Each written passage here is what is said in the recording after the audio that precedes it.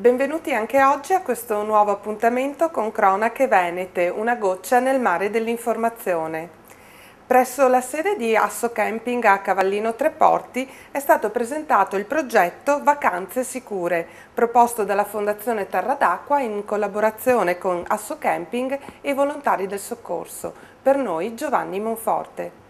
In continuità di Spiaggia Etica, a Cavallino Treporti nasce il progetto Vacanze Sicure.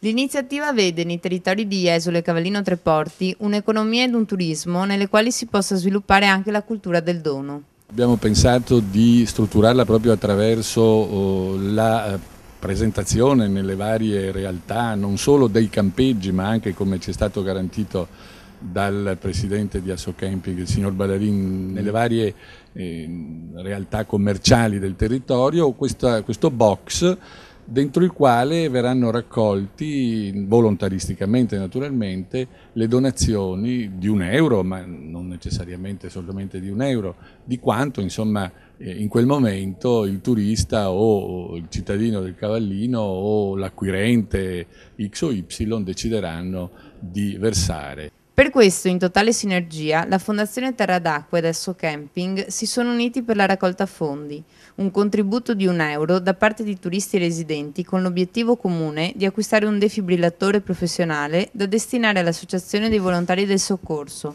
che tutti i giorni sono attivi nel territorio per emergenze ed assistenza ai bisognosi. Una delle cose che vi chiedono i turisti è proprio se garantite un'assistenza sanitaria. Insomma, i volontari del soccorso sono un valore aggiunto per la località.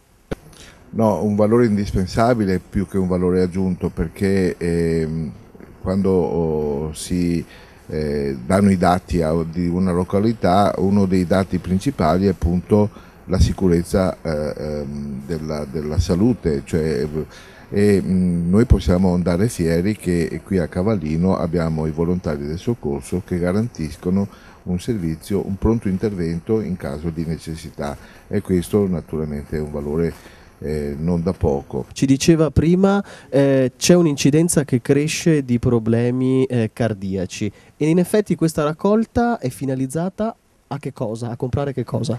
Il nuovo defibrillatore di ultima generazione, il LifePak 15, che ci permette di avere delle grosse novità rispetto a quello che già noi abbiamo, il LifePak 12, e soprattutto ci permette di continuare a inviare i dati in via telematica all'UTIC di Venezia, perché stanno cambiando il loro software di ricezione. L'iniziativa sarà attuata con il posizionamento di una serie di box all'interno di 28 campeggi aderenti, in alcuni luoghi simbolici del litorale e in eventi e manifestazioni come feste delle contrade del Palio Remiero di Cavallino Treporti.